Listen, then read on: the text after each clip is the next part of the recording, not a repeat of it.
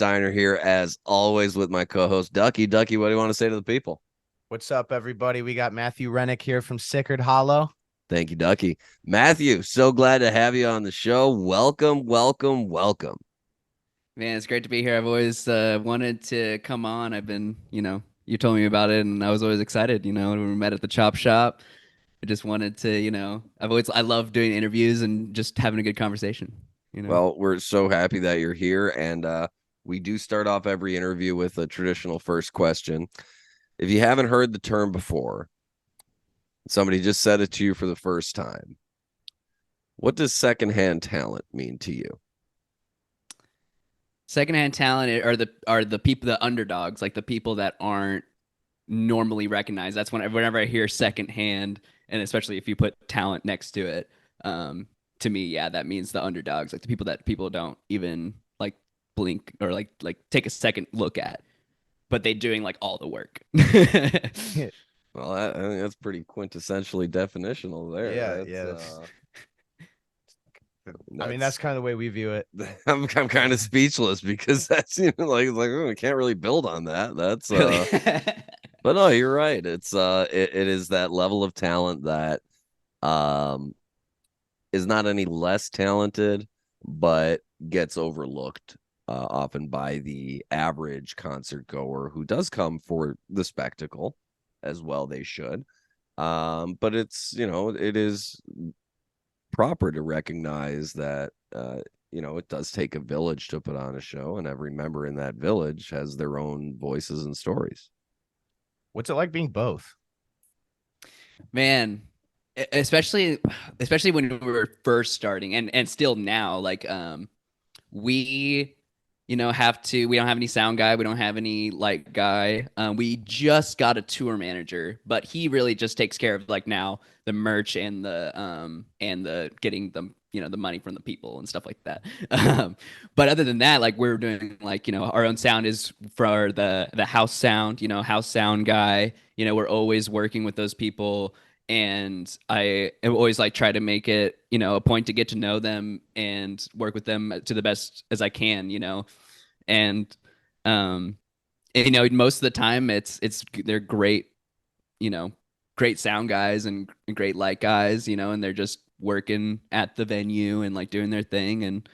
And yeah, it's really cool to be a part of that, for And sure. just to give our listeners a bit of an idea of of the reason we're going about that angle of the conversation, you want to talk a little bit about Sicard Hollow and what it is that you all do internally as a team in addition to being a great band?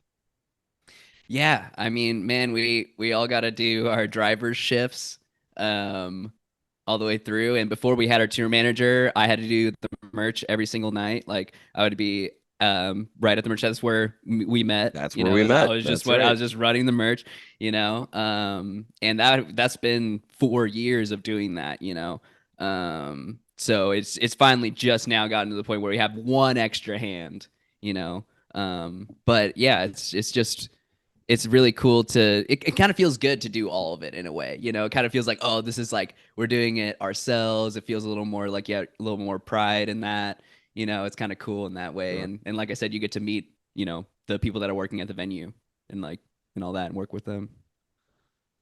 Plus, you end up getting to interact with a lot more fans, I think, which I think leads to winning over more fans. Absolutely. I would agree with Everybody that. likes bands who are down to interact with the people who paid to see them. you know. Yeah, absolutely. Yeah. And even if we have somebody running our merch, like we're not just hiding in the back, like we'll still go, Yeah. and talk to people and stuff and do our Yeah. job. I mean, And so yeah, like connecting so good. Sorry, yeah, go ahead. no, I was gonna say, so talk a little bit about and I'm sure you could speak on this. Speak on how, like what it takes.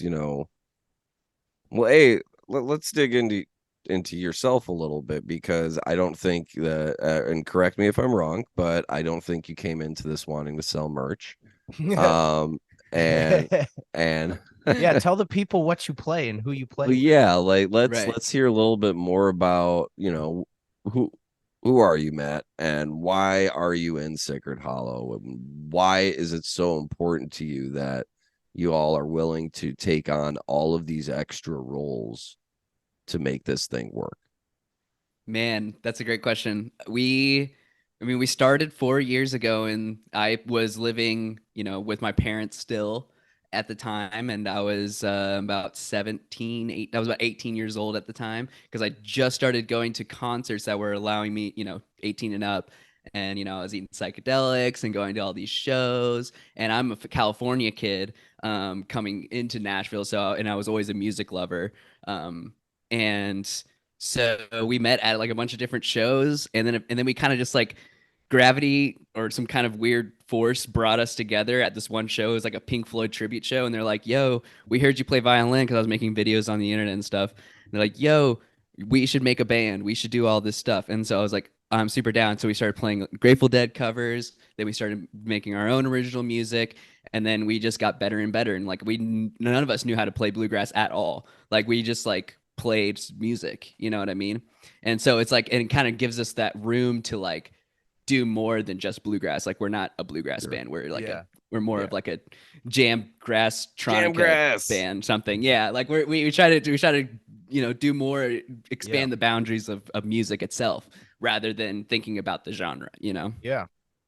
Oh, and to finish that, I guess it all started with our first show where, we made it ourselves. Like it was a do-it-yourself place where we set up a projector and we did a fish stream, and we were basically opening for fish in a way. So we played our set. We did 2 sets. It was our very first show, and it was just like a lot of music all at once. And that's where we met our manager Tim, and all that. But yeah, and that's where it all started, where we like just doing stuff together and making it happen, by ourselves and with Tim and doing it, That's a great idea, dude. Throw like a live stream party for a really big band, and then just once everyone's in there, just play before. That's actually genius. I love that concept. Dude, it really was. So many people came to that. It was insane. That's fucking sick. That's actually, people came to our set. Like they didn't just, they wanted to see the first one. They want this, like, who's this new band? Like literally our first show. It's crazy. It was like almost 200 people. Wow. The more I think about that, the more I love it. Like I honestly, I think that's just such a great idea. I was sitting there for a second, just kind of like, wait a second. That's a really good idea. You opened for a webcast. Like, I mean, I think that is like that's a perfect example of the lateral thinking that it takes to occupy all of these roles. When you're at home, when you're on the road, you need to be able to make decisions quickly. You need to be able to know what to do if a line busts or if you need a new piece of equipment. You need to be careful. Being on the road is not always the safest thing, especially, if there's inclement weather. What was the first show that you guys played as Sicard Hollow where, considering all of those troubles and tribulations that come with being on the road, you're like, oh, this is worth it? Dude, that's an awesome question. It was definitely we went to Suwannee. Nice. And dude, it was so cool. And it was a 12-hour drive. That one felt like a really long drive, and it was like, oh, finally worth it. But I think more of that would be like within like a tour, because there's so many of those shows. You're out on the road for so long, and then when you finally get to a show that's like bigger than the others per se, like like at a big festival, then that's kind of, I get that feeling where I'm like, oh, this is worth it, because we would have some shitty shows, or not really shitty shows, but like not as good shows, just off nights. Yeah. Even just like, even whether crowd wise, music wise, whatever. But yeah, definitely whenever we played Winter Wondergrass, if I'm going to be specific, was definitely when that happened, when I was like, oh, this was worth it. We got Torin from Kitchen Dwellers to sit in. It was super cool. Nice. Torin's awesome. Shout out Kitchen Dwellers. Love you guys. Yes, they're the boys. That's great. I mean, Suwannee's awesome. I mean, it's an awesome place to be. And now you mentioned a 12-hour drive, and I know you're in Nashville. Are you guys based out of Nashville? Yeah, we are all in Nashville now. Some of us lived in Alabama. Our bass player lived in what was it, Texas? I was gonna say it's Tyler, Texas, and I grew up in Marietta. So we all kind of now are based in Nashville. We drive our van all together and take driver shifts and stuff. How did you practice all that Yeah, wait a minute. I was about to ask that. How did that come together? What do you mean? You mean before the band started, you all lived in those different places? Yes. Okay. Yes. I was like, wait, how did you? Yeah. I was like, what, dude? Okay. My bad. Yeah. Nice, man. No.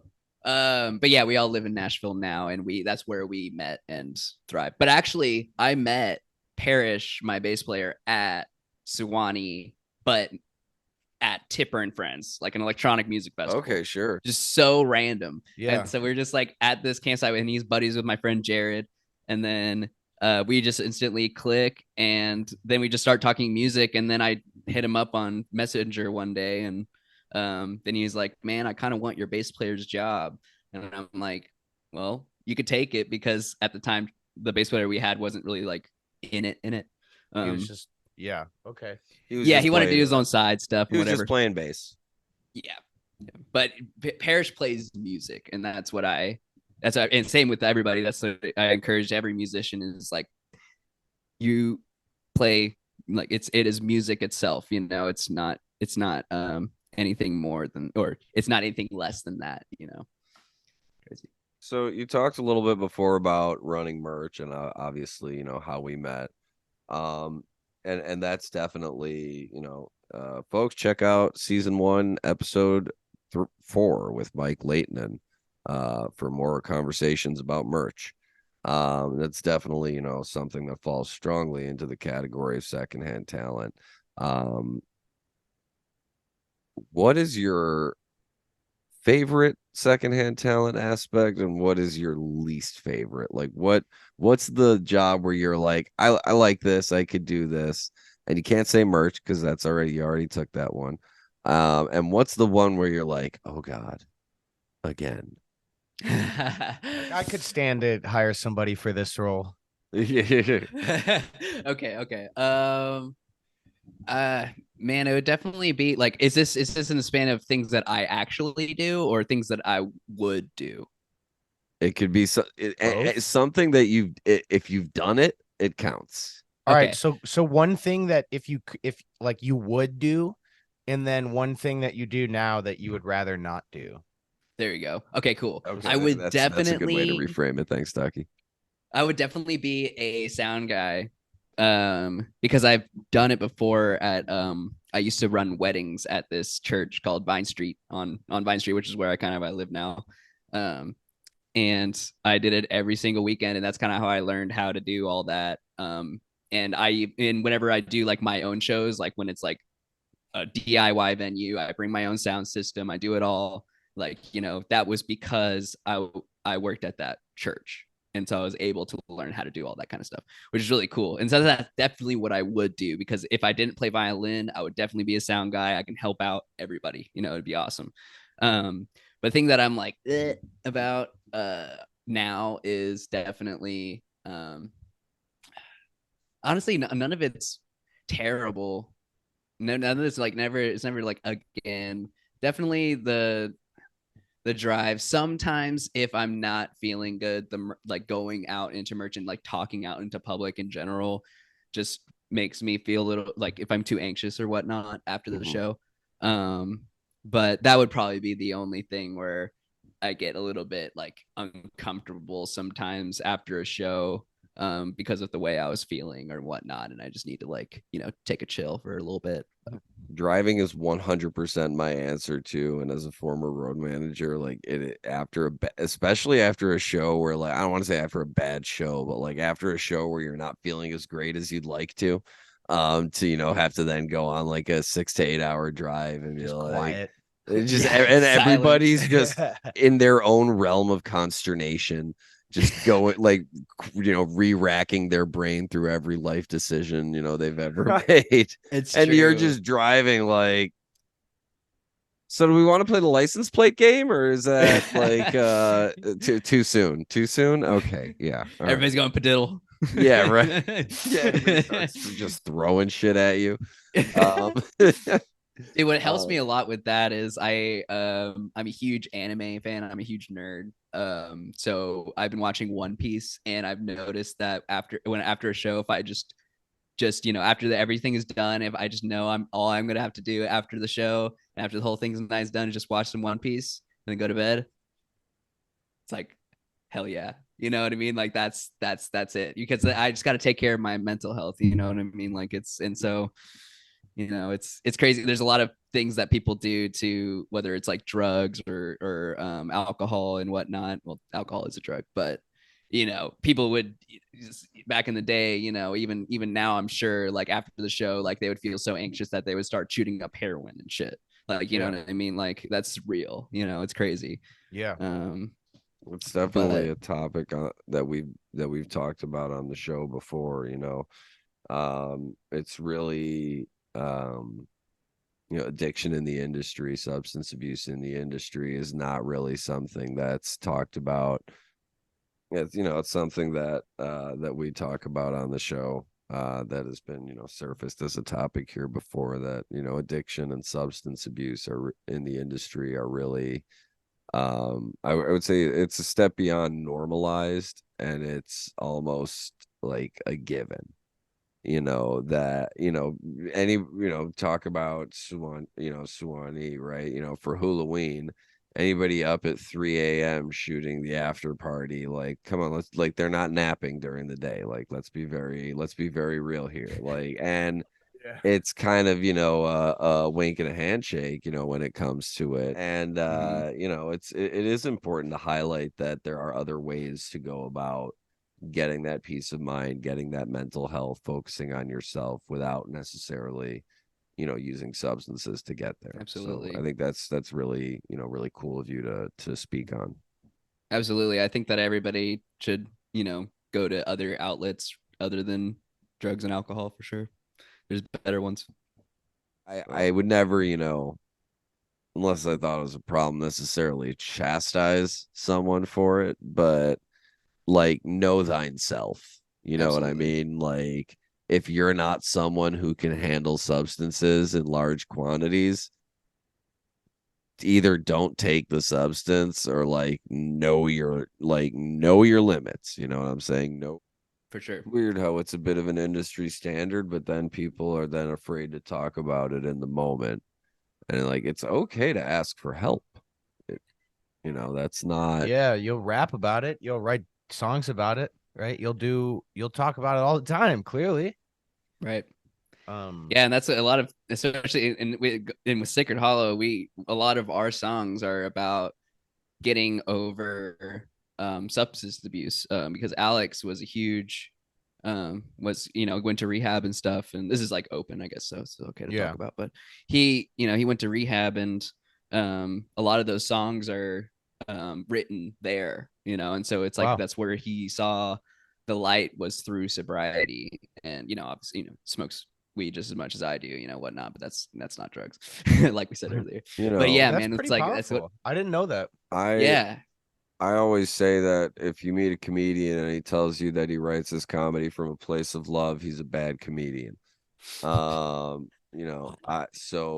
being, that's just, that's to say that being in that state of, you're in rehab and you're kind of purging yourself of what has been, really allows you to let loose all of that stuff that's been bottled up. And actually, I think that's, now that I think about your music in that aspect, I see a lot more what y'all and Kitchen Dwellers have in common, because like Wise River in particular, I mean, it just is a testament to the power of succumbing and overcoming.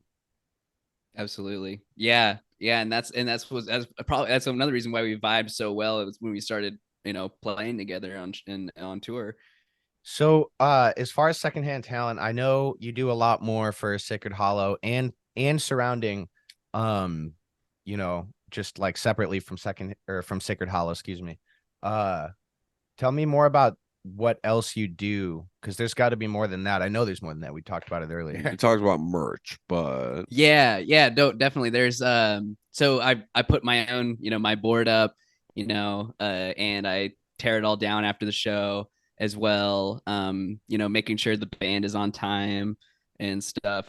Getting everybody together and stuff. Possibly one of the toughest jobs in the business. For real, yes, yeah, for sure, for sure. And we also record our own shows. We got I don't do that myself, but my bass player Parrish does it, and he also mixes down all of the shows afterwards, pretty much like in the van, just like going at it. And he would like pass the headphones to us and be like, "Yo, how's this sound? Do you sound good to you?" Like stuff like that.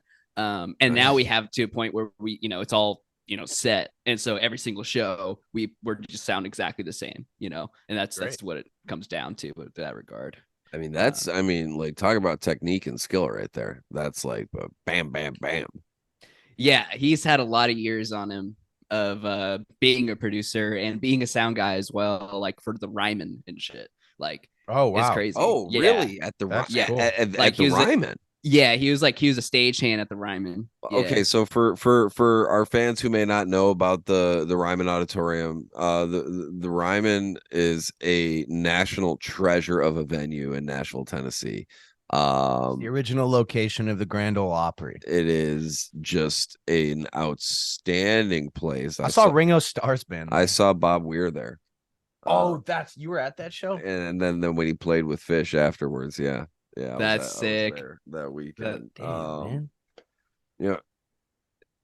Anyway, yeah, let's get back on track. Enough about Fish. Yeah, so live sound. You talked about merch, but what other aspects of Secondhand Talent, are there that you work on? Well, at home, I'm a teacher, and I do Suzuki mixed in with fiddle, traditional fiddle lessons and stuff, like doing fiddle tunes and stuff like that, learning how to do the techniques that you need to do to become an actual violin/fiddle player. So all my students are 8, 13, and then another 13-year-old. And I'm teaching them the way that I was taught when I was their age, and also more, so that they can become potentially even better players than I am. That's kind of like the goal. I really want to because they have the potential to be so good, and all it takes is good teaching. And so I go into Suzuki and learn all the songs and learn how to teach. It kind of guides you through it, and I spent a lot of time doing that and start teaching people. I loved teaching people ever since I was young. Like even when I was I think I was 12 years old or 13 when I taught my first lesson, and it was for an older person. She was trading me tutoring for math, and I gave her violin lessons. So that was the first time I ever did it. So then in my head, I'm just like, okay, I'm just going to retrace my steps. Instead, I just go back to the Twinkle, Twinkle, Little Star, show her how to hold it, and just figure it out. And yeah, so I was so young when I first started. And then it's just always been a part. I've always loved my teacher. His name was Sandy Watt de Rosario, and he was a genius. And I just take his teaching style and to put my own spin on it. That's awesome. Man. Yeah. I was a teacher as well. I taught sixth grade and ninth grade English, and I have a deep love for words and for the ways they can be put together, but also just expanding perceptions. And I remember one week I brought in a record player. I have one of those. It was a record store day edition of one of those Victrola suitcase records. And let me tell you something. 66th graders got their minds blown by watching a disc made of vinyl turn around. I mean, they really just like the awe on their faces when you turn the volume all the way down and you put your ear up. One of those kids was DJ AM. Oh, but when you put your ear up to it and you can hear the music coming from the grooves, it's really no, it's really cool. It's outstanding. Yeah, and it's a much more sensory experience. Like it engages all of them. Absolutely. It's like reading a book. Yeah. You're smelling the record, you're using your hands to pick it up, you're hearing it, you're seeing the grooves in the record, and the cover art and stuff too. You're really engaging every sense there is. But with your teaching, right? You're passing down, I can show kids records all I want, but you're giving them something that not just will develop a skill for them personally, but will carry the musical tradition down to their generation as well. Is that absolutely that's into why you do what you do? Absolutely. Every great teacher that I've had musically wasn't just teaching me about music. Like they taught me things about maybe unintentionally, just through how they carried themselves, but about being a person too, and like just things other than music, right? Which is the main focus of the lessons. But my favorite teachers, the ones who I learned the most from, were the ones who taught me the most non-musical stuff too. Right. Yeah. I want to reframe our question. I mean, I'm sure you've heard this before, where the saying where the teacher goes, well, if I can affect one student's life, then I've done my job. Right. It's just, this turns into stand and deliver. Right. Well, oh God, no. But on that note, teaching Edward James almost. I broke Stein. The only competition in the world for seal. Okay, Edward James almost. Oh wow. Okay, so got some shit on his face like Worf from Star Trek. Oh no. As a teacher though, what is your one thing, not the if I could help one student, but like what do you want to achieve personally, from being a teacher of music? Like what's your that kind of if I could reach one student type moment? Absolutely. Yeah. I mean, in this case, I only have 3 students right now, and I'm kind of keeping it pretty low because of the way my lifestyle is, and and we do it over Zoom, which actually works. And they're learning really, really fast, and they're learning faster than I am, or that I did when I was their age. But I think what I get out of it the most is the passing on the music tradition and serving music, the mother of all, to pass down that to the universe, even more so than just, just down the line. It's almost like a really spiritual thing, music, and if it can, even in just the slightest bit, they can just play, a few songs on their violin, which, they can already play 10, and so then it's like, wow. It's a great feeling. From memory. And so it's like so fulfilling as a teacher to be like, whoa, look what these kids can do. Yep. And I'm always like, just keep on playing the songs, and then that's how I feel every time I see Joe Ray play. Look at that boy. Look at that boy. Look at that boy. I honestly, I thought you were gonna say teaching math to Lou Diamond Phillips. God. That's okay. That's the last stand and deliver joke. Okay. But seriously though, that's absolutely what it's about. It's about not just passing on the musical knowledge to the generation, but the musical retention. That I think is the key there. Like you were saying, they can play those songs from memory.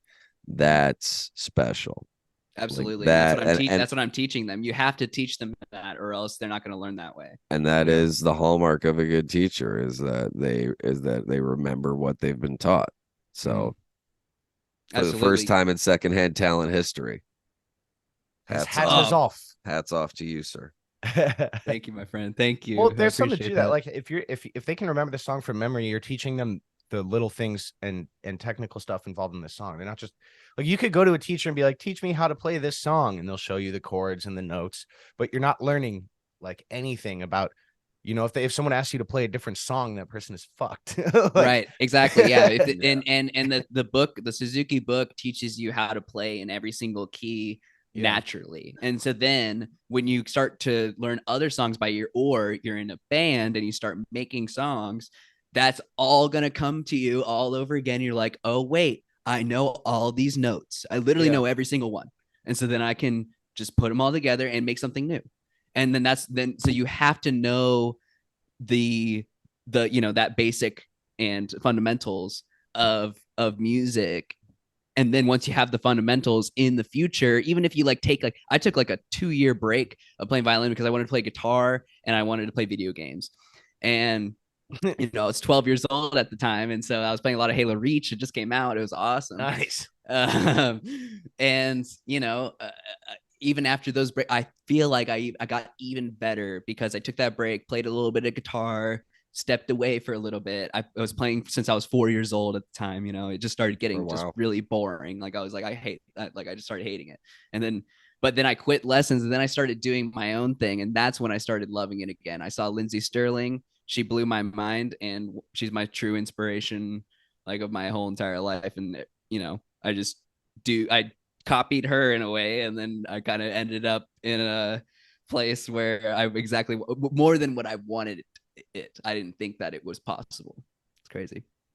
And I think that's a great message to leave off on. Yeah. How's it feel to be there, man? Dude, it feels good. I mean, it's still a rough road. We still got a lot of work to do. Being happy takes work. But dude, yeah. Well, being happy takes work, but exactly.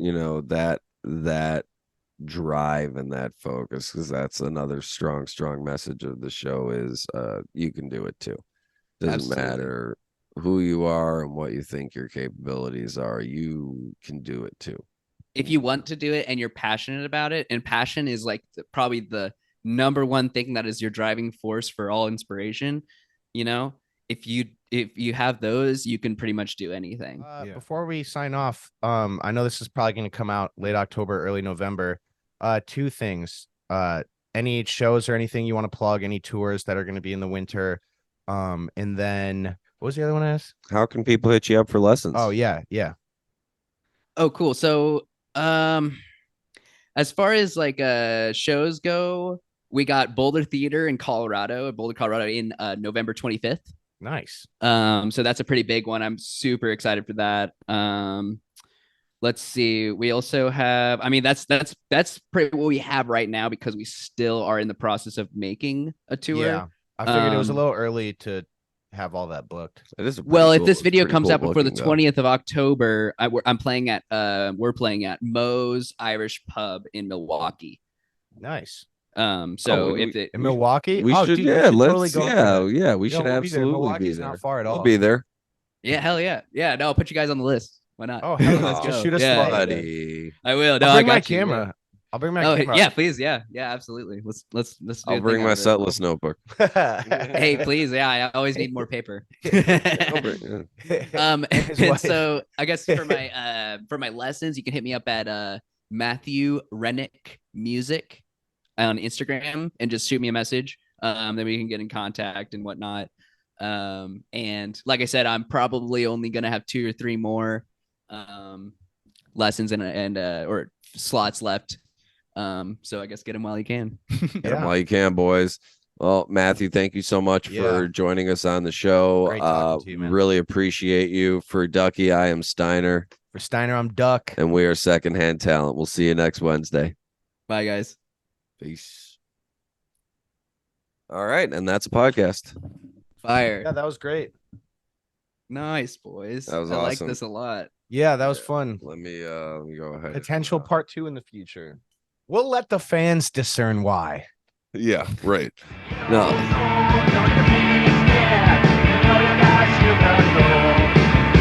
I did was